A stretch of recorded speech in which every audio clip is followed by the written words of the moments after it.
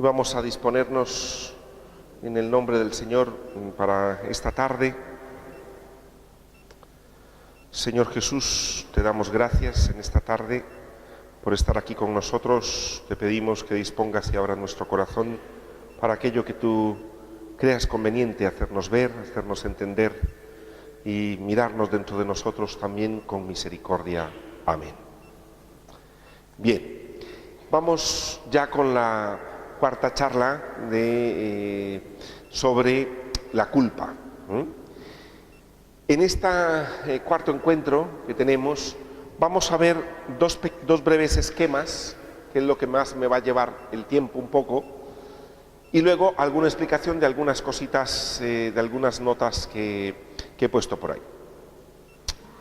Vamos a hablar hoy sobre la parte del desarrollo moral, el desarrollo moral a nivel psicológico y moral, un poco, es decir, cómo desde 0 años, desde que estamos chiquitines, hasta que nos hacemos adultos, cómo es ese desarrollo a nivel psicológico y a nivel moral. Estamos hablando de la culpa.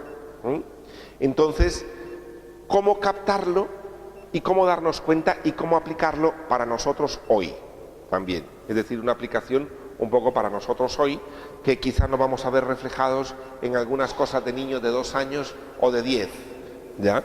Entonces, pues cada uno, pues donde nos veamos reflejados, pues diciendo, pues mira, yo todavía ando por ahí, ¿eh? Pero bueno, esto es un breve esquema, está tomado de Manuel Villegas, que es un terapeuta muy interesante, que lo tiene en el libro El error de Prometeo. Se llama Psicopatología del desarrollo moral. Yo os voy a dar las ideas que él más o menos expone. Yo he mezclado también algunas ideas mías y él expone un poco la parte del desarrollo moral, ¿sí? Bien. Vamos a hablar, recordemos, si recordamos al inicio, hablábamos nosotros en la segunda charla o en la tercera, creo,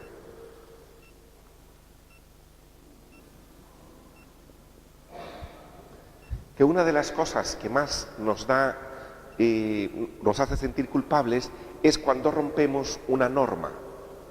Y las normas no solo me refiero a no se puede, aquello sí se puede, sino las normas de, por ejemplo, no hacer daño a los demás, ayudar a otros. Entonces, estas normas que tenemos nosotros de convivencia, me siento muy culpable cuando las rompo, cuando estoy haciendo daño a otros, cuando no ayudo lo suficiente a otros, cuando ¿me explico? Entonces, y también otro tipo de normas, las normas de tráfico, las normas de casa, las normas de la convivencia y el respeto en casa, de no gritar a alguien, no pegar a nadie, de no... Entonces, esto es lo que causa. En griego, normas es nomos. Nomos. Entonces, de aquí los palabras que van a salir aquí, vamos a entenderlo desde esta palabra, desde el sufijo nomos. Hay un primer estadio que propone Manuel Villegas. Hay un primer estadio, ¿ya?, que es el estadio de los 0 a los 2 años. De 0 a 2 años. Y él le llama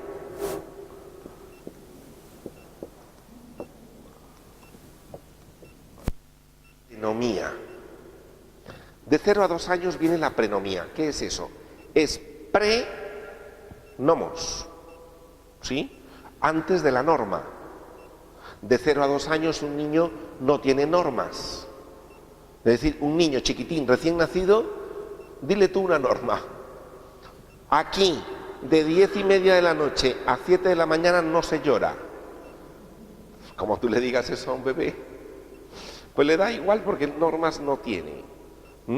O aquí no se pide biberón o no se pide pecho a las 4 de la mañana, ni se te ocurra. La norma es que a partir de las 6:30. El niño no entiende de normas.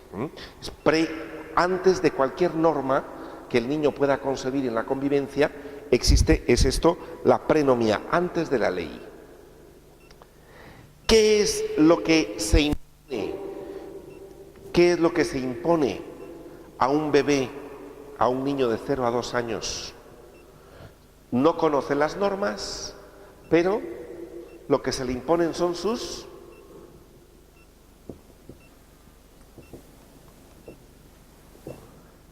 necesidades. Un bebé de 0 a 2 años, tengo hambre, ya, porque yo lo necesito. Necesito que me cambien, ya, ahora. ¿Me explico? Entonces, como os pongo aquí, la edad es de 0 a 2 años. Lo que hace el niño en ese momento, porque no sabe hablar, ¿qué hace? Llorar. ¿Para qué?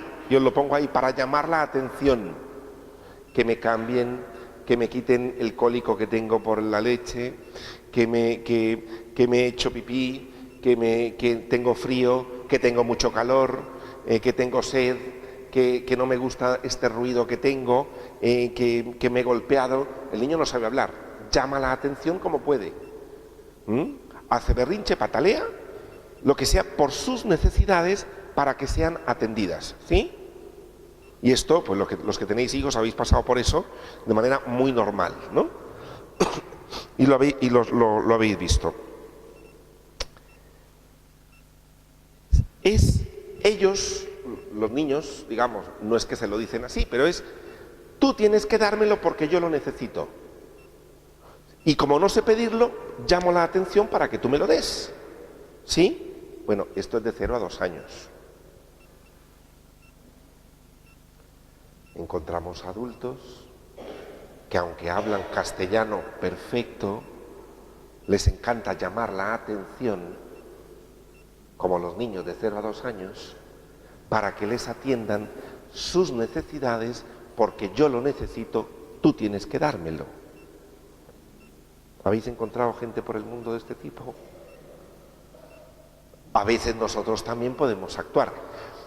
Nos damos cuenta que Manuel Villegas, una de las cosas que dice, y es muy interesante, es que estas etapas que comienzan así, si no se resuelven bien a esas edades, se van arrastrando una con otra.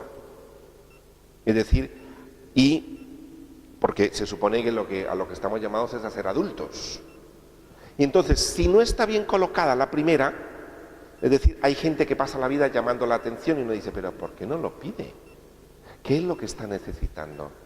Lo que está necesitando tiene que ser, es tan urgente para que monte todo esto porque lo quiere ahora.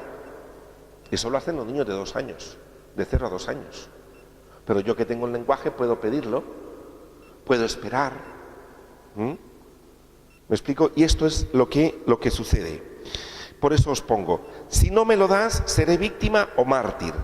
No sabe esperar, todo es inmediato. A un niño, usted cuando se pone a llorar, dile, tú, mira, la comida está dentro de 2 horas, lo siento. La papilla no está hecha, te esperas. El niño sigue llorando hasta que se la des. No sabe esperar. Pues hay adultos que en la vida no sabemos esperar. No, es ya, ahora, porque yo lo necesito. Esta parte, bien. Luego está la parte de la anomía.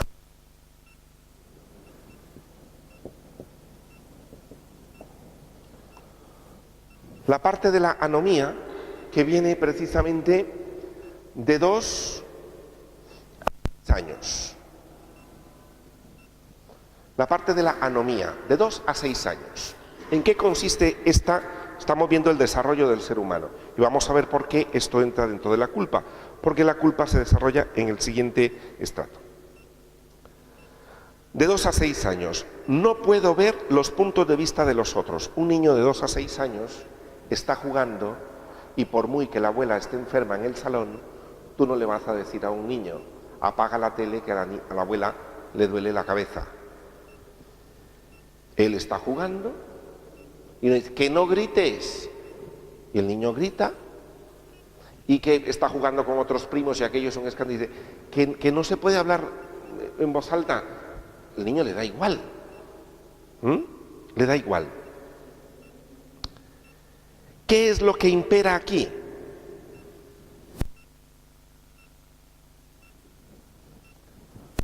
Deseos. Antes eran las necesidades, porque yo lo necesito, tú me lo tienes que dar. Que como os digo, encontramos personas en la vida que van a este nivel de las necesidades. Yo necesito esto ahora, yo necesito hablar contigo ya, yo necesito que me des el dinero ya, yo necesito que me vengas a ver pero ahora, yo necesito que no sé cuánto. Te imponen una serie de cosas. Y me dice, pero pareces, ay, a veces hasta se nos... me pareces un niño, no te puedes esperar. Primera etapa. La segunda etapa, los deseos.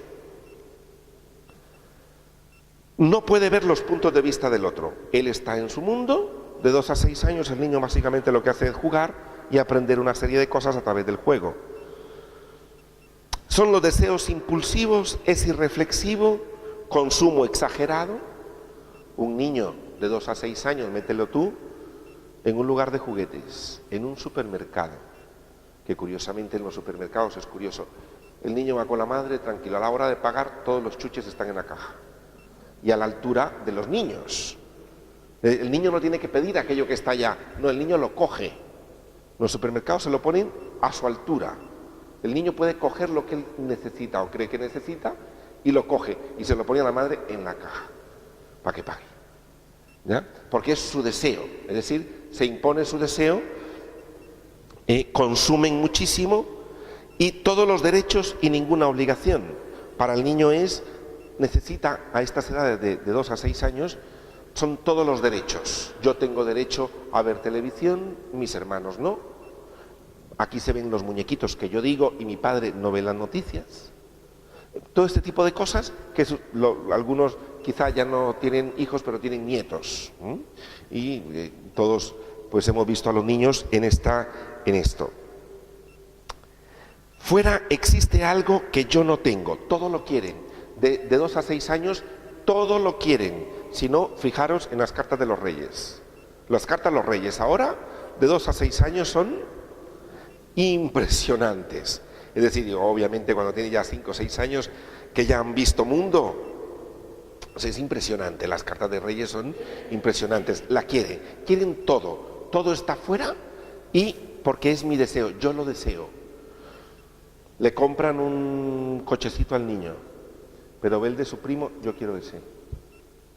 Le compran a él un no sé cuánto, pero ve el del amiguito, yo quiero aquel. Todo lo quiere, todo lo que anda mirando, todo lo quiere lo del otro. Hay papás muy angustiados en esta parte. ¿Cuál es la dificultad psicológica? Personas, si esto no se acota, si no se le pone orden al niño,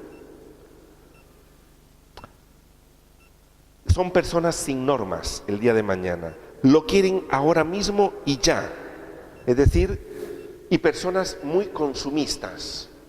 Es decir, hay gente que consume y consume y consume y compra y compra y compra y compra. Pues mira, esto le pasa generalmente a los niños de 2 a 6 años.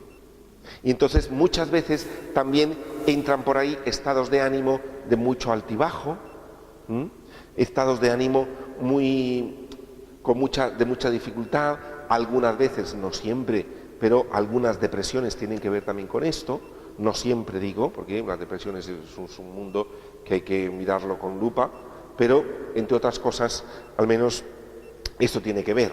Entonces a veces encontramos adultos desde sus necesidades, no espero, me lo tienes que dar ya. Esto lo veis en casa. Adultos desde los deseos. Yo deseo esto y como yo lo quiero, es mío. Hasta con personas. Esta persona es mía. Yo la deseo y la quiero y la necesito. Esta persona... Sí, pero esto es de 2 a 6 años. Y estamos adultos así también. ¿Nos damos cuenta? Si vamos siguiendo un poco la situación, cómo es esto, es normal a estas edades, que se supera bien o no se trabaja ya en la adultez, uno puede ir por la vida, lo quiero ya, deseo eso y eso es para mí, y ir con las cosas que parecemos como los niños, ¿sí? Y de ahí vienen también una serie de cosas, de dificultades. Luego aparece la etapa que Manuel Villegas pone de 6 a 11 años. Os pongo aquí que es curioso que esta etapa, esto ya es mío, lo pongo, que es curioso que esta etapa coincide con la etapa de la catequesis de los niños. ¿Por qué? Justamente coincide porque es en esta etapa, además de otras, es decir, pero en esta etapa más que todo, donde se fija muy bien lo que es la norma, la responsabilidad y la culpa. Por tanto, depende de qué tipo de Dios se nos entregue a nosotros a estas edades, de 6 a 11 años es importantísimo. El tipo de Dios, el catequista que tengan, la comunidad donde vayan, si les hablan del amor de Dios o les hablan de que Dios les castiga, que Dios no sé cuánto, porque de todo hay.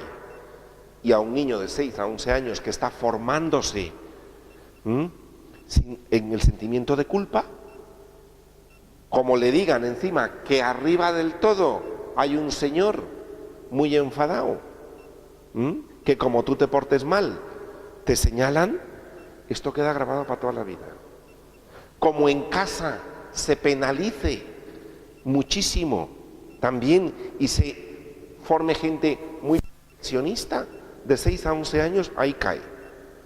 Es decir, todo tiene que ser perfecto, todo tiene que ser no sé cuánto, cualquier error no se disculpa, aquí no hay errores en casa, aquí no sé cuánto, los exámenes del cole tienen que ser todos 10, que no sé cuánto, si sucede una catástrofe o una situación familiar, aquello es horroroso, porque todo tiene...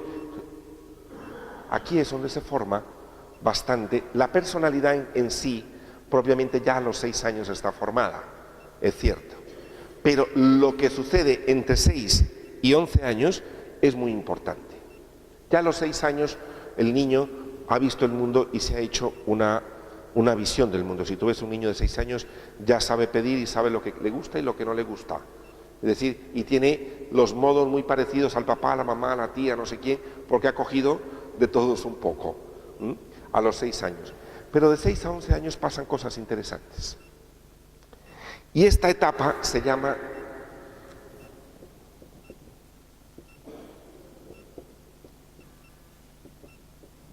la heteronomía.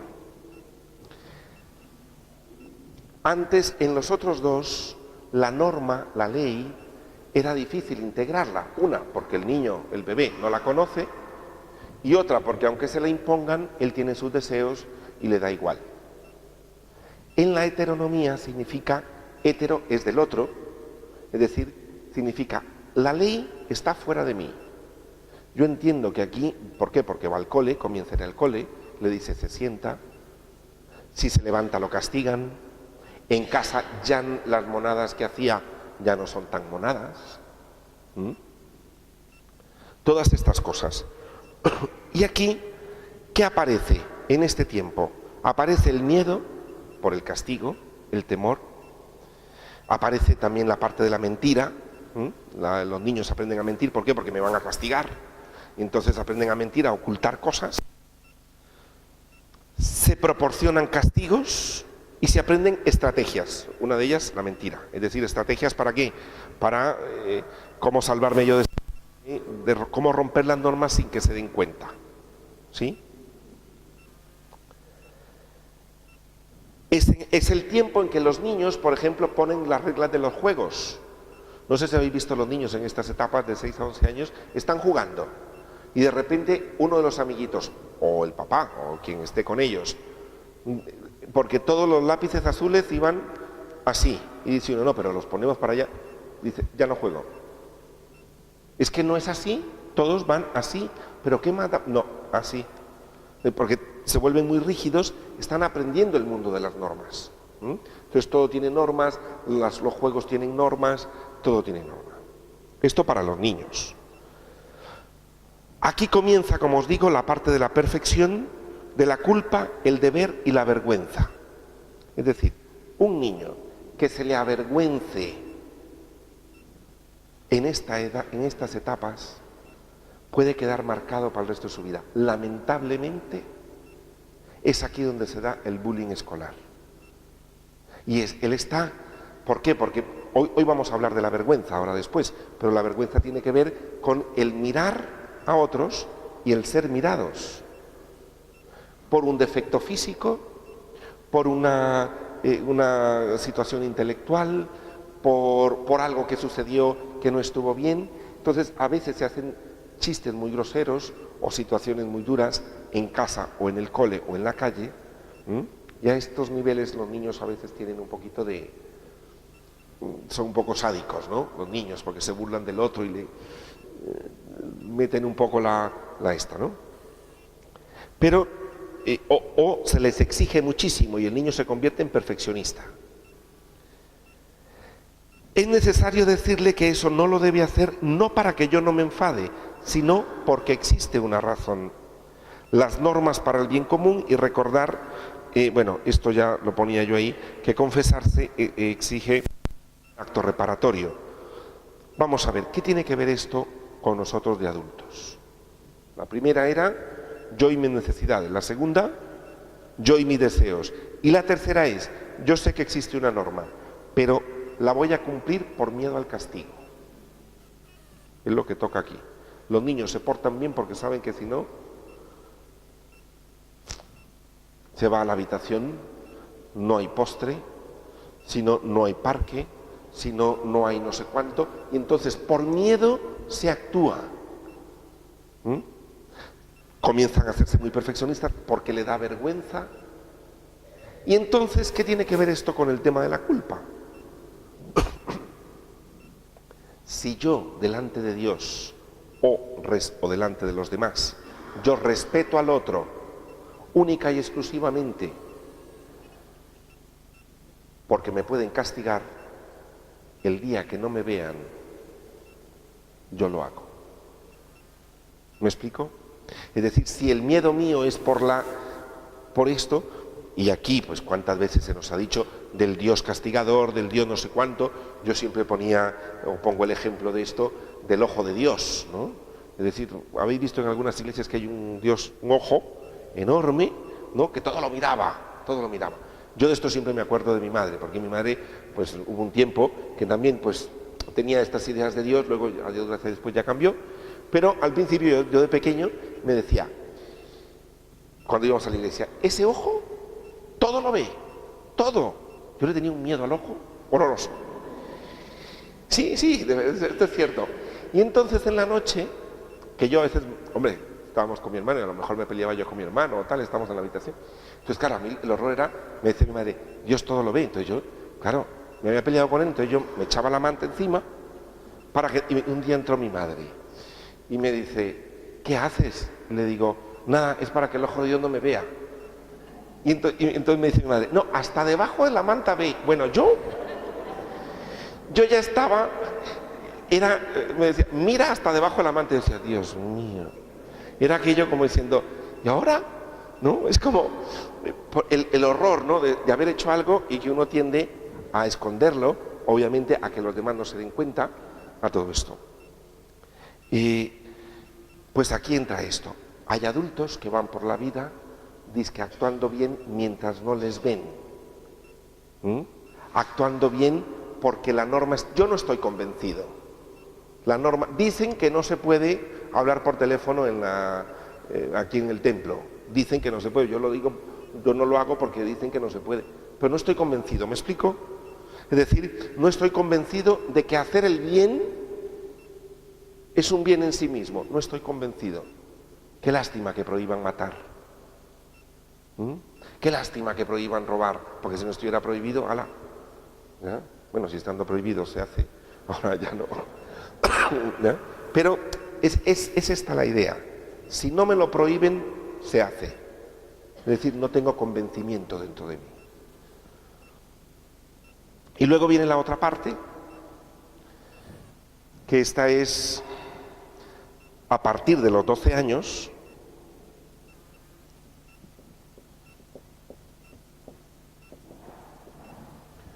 que es la socionomía. Como os digo, esto es la explicación de todo esto, y a nivel más hondo, pues obviamente esto es un hiper resumen de un libro muy interesante. Pero bueno, yo os doy simplemente unas pinceladas como a grosso modo. La socionomía, que es en la adolescencia, es las relaciones con los demás. Se aprende a agradar y a complacer. Los niños a estas edades, en la adolescencia, se hacen de amiguitos. Lo que dice el amigo es lo que vale. Lo que dice la abuela y el papá, eso no. Mi amiguito dice, el amigo de mi amigo dice, mis amigos van porque yo no voy. Es decir, porque lo hacen otros, yo lo hago. Si no lo hacen, no lo hago. Volvemos a la norma, socionomía, es decir, la norma social. A veces hemos encontrado nosotros, adultos, que se actúa por lo que dicen. Porque otros lo hacen, entonces yo lo hago. Si no lo hacen, yo no lo hago. ¿Está de moda creer en Dios? Pues hay que creer. ¿No está de moda? Pues yo tampoco creo en Dios. Otros lo hacen, si otros lo hacen, por ejemplo, en esto de las situaciones que están sucediendo ahora a nivel del Estado, como otros lo hacen, pues yo también. ¿Me explico? Va aquí. Y esto es adolescente. Moralmente, en la escala moral, es adolescente. Es decir, si otro lo hace, si otro mete mano y roba dinero, pues yo también meto mano y robo dinero. ¿Por qué? Porque él lo hace. ¿Por qué no lo voy a hacer yo? ¿Me explico? Y entonces el sentimiento de culpa o la sensación que tengo es, pues mira, yo no soy culpable como todos lo hacemos aquí. ¿Me explico? Entonces esto a veces podemos encontrar a personas también. Es la edad donde se aprende a agradar. Y pongo aquí a complacer. ¿Dónde quedamos? No en tu casa, no en la mía, los chicos, ¿no? No sé cuánto, a estas edades, que se complacen uno al otro, y vamos a una peli, bueno, después vamos, vale, voy a ver la peli contigo, pero después voy a, no sé, comemos tal cosa que a mí me gusta. Los niños, pues, aprenden a complacer, ¿no? A ceder. Una persona que se queda estancada en esto, son personas que tienen un afecto dependiente. Y encontramos a adultos, eso, si mis amigas lo hacen, yo también. Entonces imaginaros, si esto se revuelve con, si mis amigas lo hacen, yo también lo voy a hacer. Yo no estoy convencido de las cosas, además lo deseo y lo quiero y lo necesito ya. A veces todo esto se revuelve. ¿Me explico? Y entonces uno tiene que ver, no, lo hacen los demás, yo no tengo por qué hacerlo. Que es lo que los padres le dicen muchas veces a los niños, ¿no? Vamos a ver, si te dice que te tires a un pozo, te vas a tirar, que no, esto no, es decir, no porque lo hagan los demás, pero cuántas veces nosotros, es decir, hacemos cosas o podemos llegar a hacer daño porque como otros también lo hacen. ¿Me explico? Si no soy yo el único que he hecho esto, anda. Ya lo sé que no soy el único. Pero significa que no hay convencimiento, porque la norma está fuera de mí. Son normas que dicen los demás y además, como todos lo hacemos, mira, no pasa nada. ¿Sí? Y por último está lo que es una sí que conocemos todos,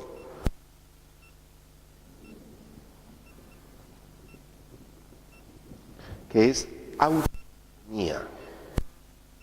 Autonomía es decir, la norma la tengo yo, está dentro de mí, la tengo integrada. No me dejo llevar solamente por mis necesidades, las cuales tengo que atender. Es decir, yo no estoy diciendo que estas cosas sean negativas, sino es, ¿yo tengo que atender mis necesidades? Sí, pero mis necesidades tengo que supeditarlas algunas veces al bien común de los demás, en este caso al amor y a la misericordia. ¿Tengo que atender mis deseos? Claro que sí. ¿Y tengo derecho a mis deseos? Claro que sí. Pero tus deseos no pueden ser utilizados por encima de la norma del amor. ¿Los demás lo hacen? Sí, pero no puede supeditar esto a eso. Con esto de la socionomía hay personas que se quedan ancladas aquí y son las personas que complacen y complacen y complacen y agradan a los demás y tal. Y uno dice, mira, eso es para adolescentes, pero tú puedes decir que no. Y esto es parte de la adolescencia, la socionomía. Necesito un grupo. ¿Por qué? ¿Y qué es lo que dicen los chicos? Es que si les digo que no, no me vuelven a llamar para salir. Ese es el miedo.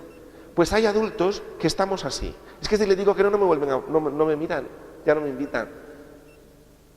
Yo entiendo que todos necesitamos el afecto y el cariño, obviamente, y que hay que cuidarlo, ¿ya? No sé si me explico con esto de la situación. Y luego, de la autonomía.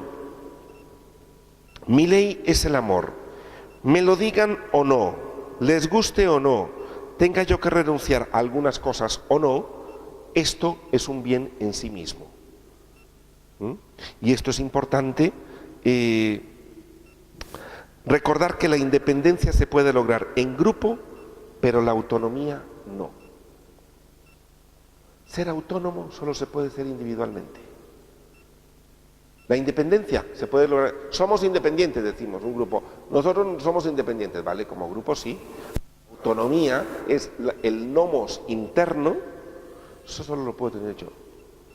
Donde ya, si tú lo haces, es cosa tuya, yo no. ¿Me explico? Esa autonomía y es poder crecer donde la ley está dentro. En la vivencia de la espiritualidad o de la fe, esto es muy importante. Porque al final es lo que decía este poema famoso, que yo a veces cito, es: no me mueve mi Dios para quererte, ni el infierno tan temido, el castigo, ¿ya?, ni el cielo prometido, sino me mueve el amor. Porque yo estoy convencido de que esto hay que hacerlo así. Estoy convencido de que hay que ayudar a los demás, que no hay que hacer daño. Estoy convencido de... ¿Sí? ¿Alguna pregunta de esto? Ciertamente todos tenemos de todo un poquito. Yo creo que nadie tiene... Hombre, las tenemos más o menos, yo supongo, más o menos saldadas la mayoría de etapas. Es decir, al menos más o menos ubicadas, pero a veces nos damos cuenta que estoy en solo mis necesidades, en solo mis deseos, o por el contrario, que hay gente que no se permite atender sus necesidades.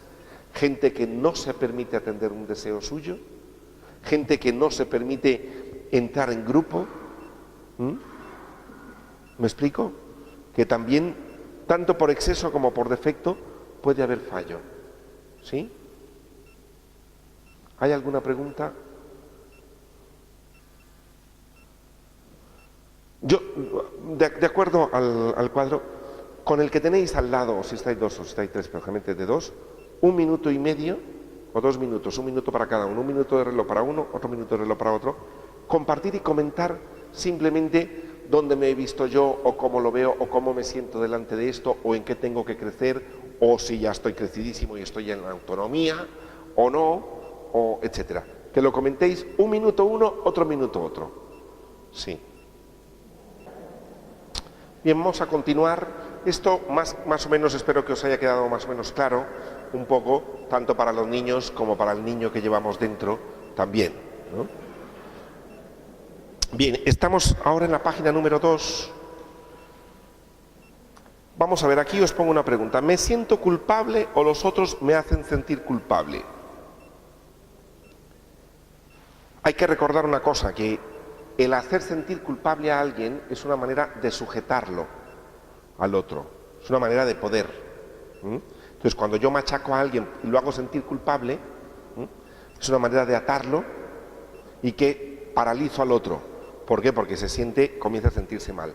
De ahí la importancia que tiene, que durante mucho tiempo tuvo, principalmente, la culpabilización tan grande que se hacía o se machacaba tanto, Recordemos que lo que hemos visto hasta ahora ha sido hay una serie de normas, en los otros temas que hemos visto, hay una serie de normas en donde ciertamente yo voy a cumplirlas, a veces las masifico, ¿os recordáis lo que hemos visto? Con el todo, nunca, siempre, nada, ninguno, y además me machaco con la culpa, que la culpa, el machaque no va inherente a la culpa.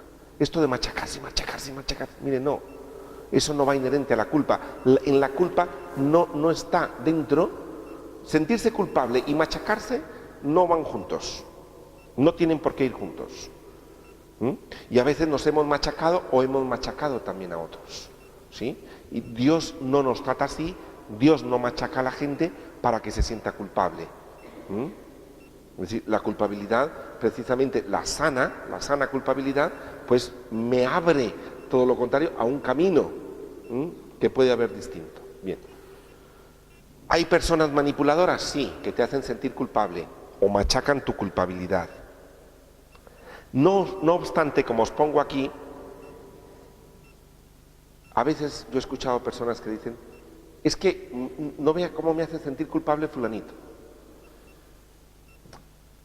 Generalmente, si yo digo que me siento muy culpable de lo que él me dice que yo soy culpable, es porque en el fondo yo mismo me culpabilizo de lo que él también me culpabiliza. Por ejemplo, es que me dice que soy un gran egoísta y entonces me hace sentir muy culpable. Yo a veces le he preguntado a una persona, ¿y tú cuando estás sola o solo te dices, qué egoísta que soy? Y me dice, sí. Le digo, pues por eso coincide. Es decir, el otro lo ha olido un poquito, te lo señala, y a ti, entonces claro, lo más rápido es, ¿me estás culpabilizando? No, si yo me siento en realidad culpable por dentro, es porque me culpabilizo yo de lo que él me culpabiliza. ¿Me explico? Antes de que él me lo diga, yo ya más o menos intuyo, pienso o temo ser así. ¿Captamos esto? Es decir, que si coincide mucho es porque yo antes ya me lo he machacado yo a mí mismo, ya me lo he dicho, qué egoísta que soy, que no sé cuánto, esto. Recordarme que nadie puede hacerme sentir un sentimiento. Yo esto siempre lo recalco. ¿Por qué? Porque a veces hay personas que dicen, es que me enfada, esta persona me ha enfadado. Mire, nadie puede enfadarte. Nadie puede enfadarte. Nadie puede, perdón, nadie puede hacerte sentir un determinado sentimiento en algún momento. Tan es así, es decir, nadie te puede enfadar, nadie te puede hacer sentir culpable, nadie te puede alegrar la tarde. Lo utilizamos nosotros como aspectos un poco gracias. Esto se llama solidaridad y empatía. A veces lo hacemos nosotros precisamente con esto. A ver, me he perdido la idea. Eso, que no nos pueden hacer sentir un sentimiento. Entonces, a veces lo decimos, alguien me alegró la tarde, has venido y me has alegrado. Mire, tú no me has alegrado la tarde. Yo me alegro de verte, me alegro de la conversación que hemos tenido. Me explico, con lo que tú haces y dices, yo me alegro. Con lo que tú haces y dices, yo me enfado.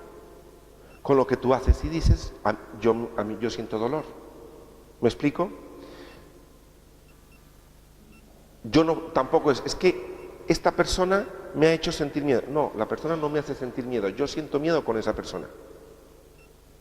Tan es así que hay hermanos que han vivido la misma situación en la misma casa y a uno le da risa, el otro se le estropea el estómago, el otro le duele la cabeza y el otro pasa. Entonces uno dice, ¿por qué el mismo acontecimiento y otro se enfada? ¿Por qué el mismo acontecimiento no enfada a todos? Pues porque el acontecimiento no enfada a nadie. ¿Me explico?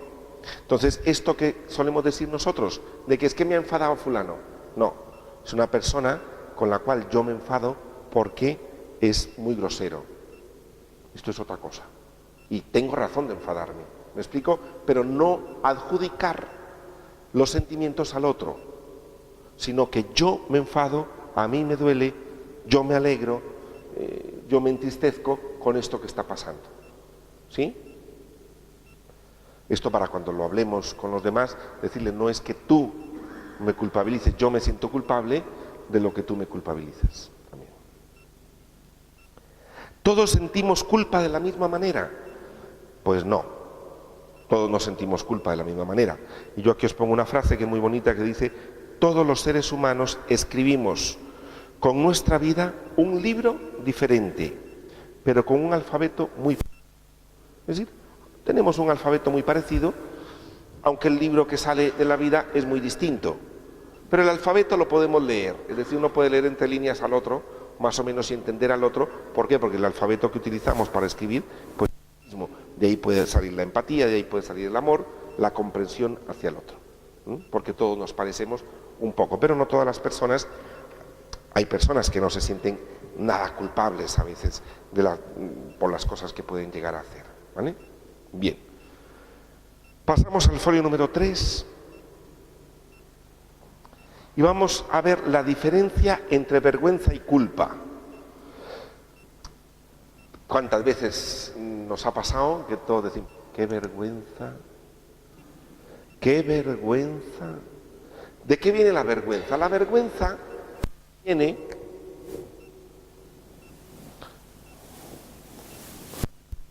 un ojo que mira.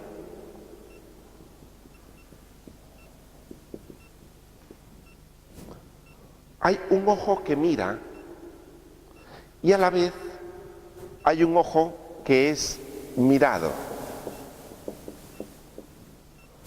Proviene de la mirada. Es decir, me vieron, qué vergüenza. O yo vi algo que no tenía que ver, qué vergüenza. Entonces la vergüenza proviene del aspecto de la mirada. Es decir, tanto si vi algo que no tenía que estar viendo o me miraron. Una de las cosas que más da vergüenza es la desnudez. La desnudez da mucha vergüenza, pero a partir de ahí para abajo todo cualquier otra cosa.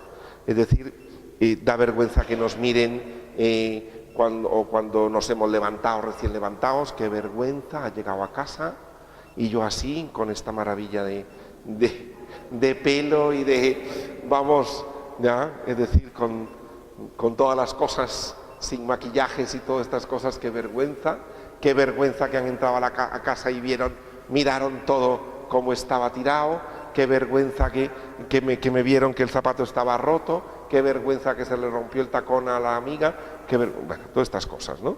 Que dan vergüenza, qué vergüenza. ¿Por qué? Porque o lo he visto o me han visto. Eso tiene que ver con la mirada, ¿sí? ¿Qué hacen los niños para no sentir vergüenza? Se tapan la cara. Es curioso, tapan la cara. ¿Y para qué? Para que no los vean y según él, si yo no los veo, a mí tampoco me miran. Entonces ya con eso se les pasa la vergüenza.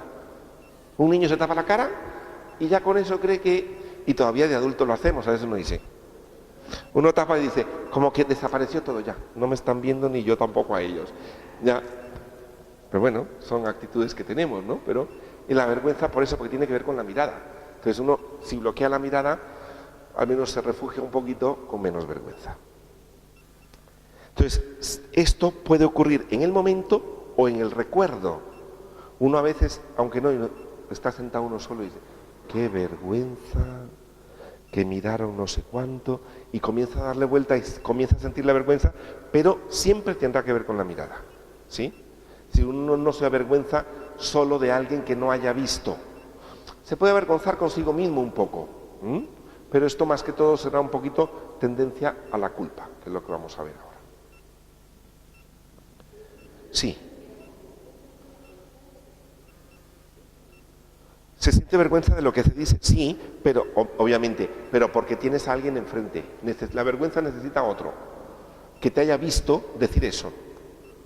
Y a lo mejor no tanto lo que dijiste, sino cómo lo dijiste y te miró no sé cuánto en ese momento, entonces te miró. Porque di tu cosa sola en casa. Vergüenza no te da. Pues estás sola. Uno a veces dice cosas solo y no le da vergüenza. Vergüenza es que te escuchen eso. ¿Ya? Yo siempre digo que la mayor vergüenza es si la gente supiera lo que uno está pensando cuando está hablando con ellos. ¡Qué vergüenza! Porque a uno se le ocurre cada cosa cuando está hablando con la gente que uno dice, ¡qué vergüenza que se entere! Creo que nos reímos porque entendemos un poco el tema. Bueno, la vergüenza, vamos a ver de qué va la vergüenza y qué tiene que ver la vergüenza en estos pocos minutos, pero más o menos que nos quede. La vergüenza es básicamente por uno mismo. Cuando uno siente vergüenza es por uno mismo. Se centra la observación en uno mismo. Es algo puramente o más narcisista. Es por uno mismo, uno está preocupado por la valoración de uno mismo que los otros hacen sobre mí o yo sobre mí mismo. Es decir, qué vergüenza no estuve a la altura, qué vergüenza no supe hacerlo, qué vergüenza hice un ridículo, qué vergüenza me vieron cómo lo hice o cómo no lo hice, qué vergüenza me vieron, me descubrieron, me hablaron, qué vergüenza. Se dieron cuenta que no vine a la reunión, qué vergüenza. Está más centrado en sí mismo. Por supuesto, puede habitar junto vergüenza y culpa, pueden estar juntas. Uno puede sentir también culpa. Ahora vamos a ver la diferencia con la culpa. A veces uno, desde el punto de vista religioso, puede dañar a otro o sentirse culpable y a la vez avergonzado porque no es suficientemente bueno.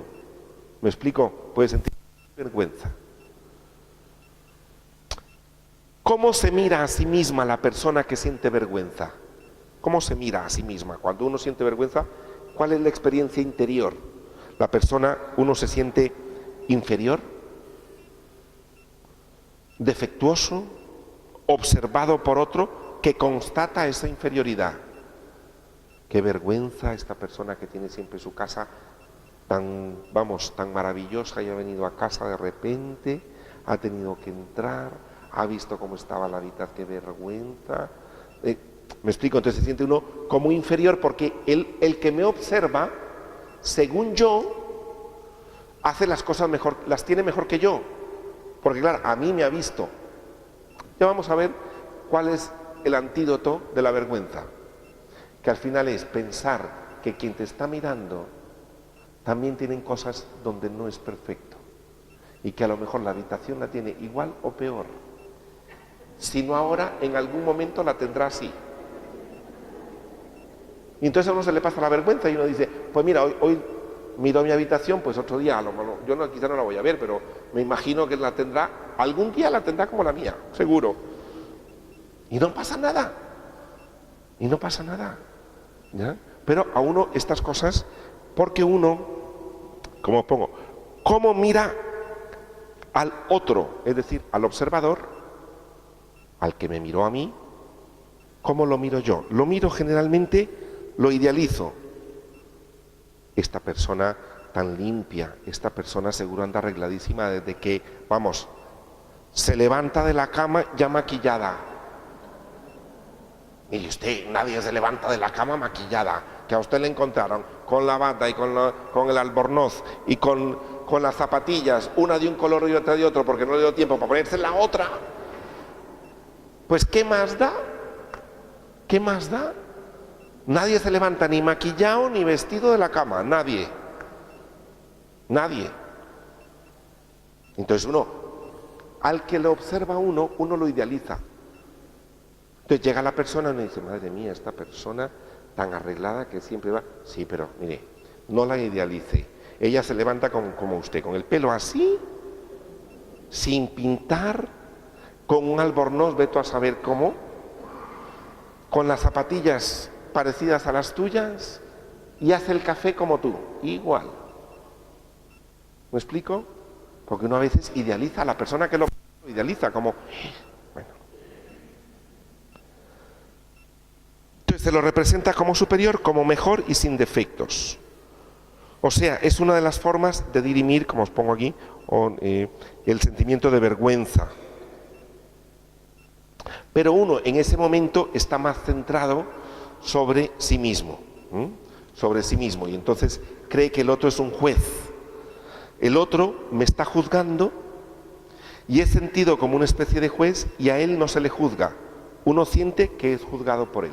Entonces, no se trata aquí de juzgar a nadie, pero a mí cuando me observan y me da vergüenza, pues es mirar al otro también como un ser humano normal y decir, mira, él me ha visto a mí este defecto, o ha visto esto en mí y a mí me está dando vergüenza, pero a él le han pasado cosas parecidas o peores que a mí, o ha estado en situaciones parecidas. ¿Ya? Aquí no se les en media calle, pues a alguien, en algún momento. ¿Ya? Aquí no se le corrompe un poco el estómago de vez en cuando por ahí que uno no sabe decir, Dios mío, qué vergüenza. Y uno dice, pues mira, es decir, todos somos seres humanos. Entonces, pues esto es importante. Bueno, ¿cuál es la diferencia de esto con la culpa? En la culpa es más con el plano moral, está más centrado en el otro. Cuando yo siento vergüenza, estoy centrado en mí. ¿Me vieron? ¿Se rieron de mí? O tal, estoy centrado en mí. La culpa está centrado en el otro. Entonces, esta es la diferencia entre culpa y vergüenza. La diferencia. Me veo a mí mismo, cuando me siento culpable, como defectuoso en el plano moral, en no cuidar al otro, no lo cuidé. En haber cometido una transgresión al principio de no dañar. Es decir, estoy dañando, no estoy cuidando a esta persona. Se trata, por tanto, de una acción que puede ser fantaseada o real, de que alguien hizo algo para hacer sufrir a otra persona. Entonces, no es lo mismo algo que yo hice de mí mismo y me vieron, que algo que yo he ejercido sobre otro, sobre los principios de no dañar y de no hacer sufrir a otro. ¿Cómo se representa al otro en la culpa? ¿Cómo lo veo? En la vergüenza lo veía como un juez, como perfecto, como idealizado, la que se levanta maquillada, la que no sé cuánto y tal, lo idealizo. En la culpa miro al otro como alguien dañado, que está sufriendo, ya sea por mi culpa o porque yo no le ayudé. A lo mejor no fue que yo hice algo, sino porque no le he ayudado lo suficiente. O sea que la preocupación está puesta en el otro. En la culpa uno se siente mal por lo que el otro sufre. No tanto porque me vieron a mí, no tanto porque lo conocen las cosas que yo he hecho, sino por el dolor del otro. ¿Sí? Entonces, esta es la diferencia con la vergüenza. ¿Qué fue lo que infringí? Pues el cuidar, el no dañar, el debe impedir el sufrimiento del otro, incluso aun cuando no lo haya dañado uno. Uno se puede sentir culpable de no ayudar.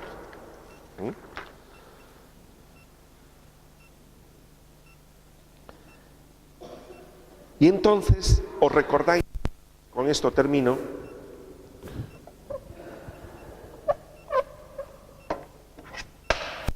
os recordáis en uno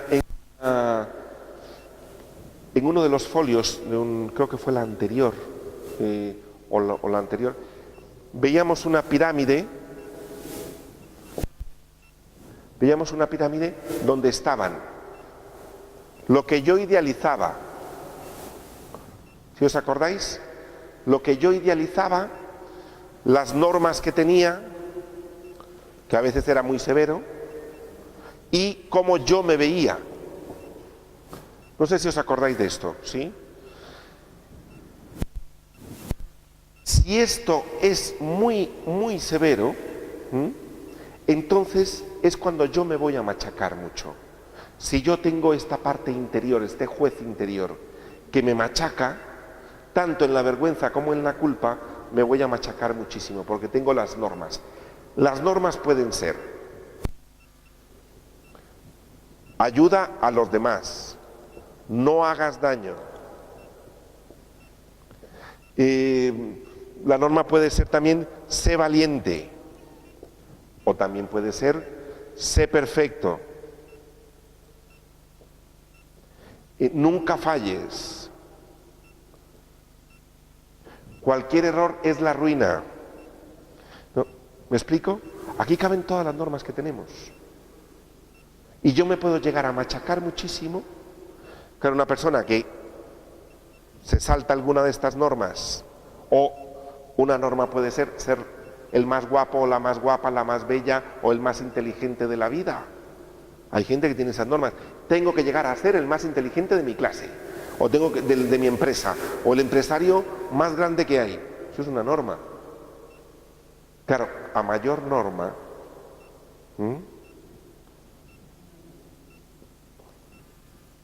yo me siento con un agobio y me voy a exigir un sueño con cosas imposibles. Cuanto más altas sean estas, más duras son estas para alcanzar esto, y más pequeño me veo yo, porque va a ser difícil. Dios no me trata así. Dios me trata, me ama como soy. Los ideales son realistas y las metas son sin machaque. Y básicamente mira tanto a sí mismo. ¿Sí? Bien, vamos a dejarlo aquí y vamos a hacer una oración. Agradecemos a Dios este momento.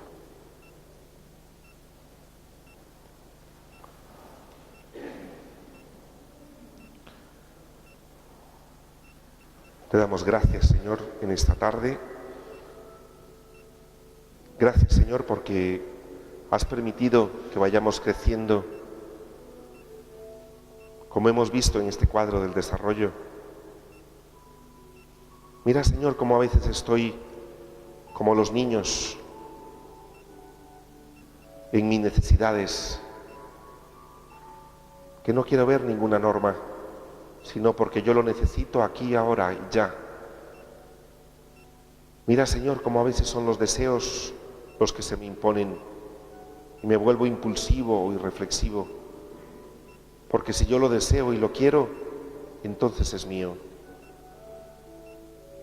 Mira, Señor, que a veces no estamos convencidos de las cosas en la vida. También, Señor, porque otros lo hacen, también porque no lo voy a hacer yo. Enséñame a tener la autonomía del amor. Enséñame, Señor, a que hay cosas como el amor que son importantes independientemente del castigo o la recompensa. Mira, Señor, cuántas veces he sentido vergüenza delante de los demás porque me han mirado como soy. Qué bueno saber, Señor, que delante de ti no hay vergüenza. Tú me amas como soy. Puedes ver todos mis recovecos, Señor. Así soy tu hijo, tu hija. Y así me amas y me quieres. Gracias, Jesús, porque tu mirada es una mirada misericordiosa y compasiva. Es la mirada del amor y de la ternura. No permitas que yo me machaque, Señor, avergonzándome, porque tu amor no avergüenza a nadie. Amas a cada uno y me amas a mí. Señor, que si siento culpa en algún momento, que sea sana. Que me recuerde, Señor, que el amor prevalece sobre todo. Amén.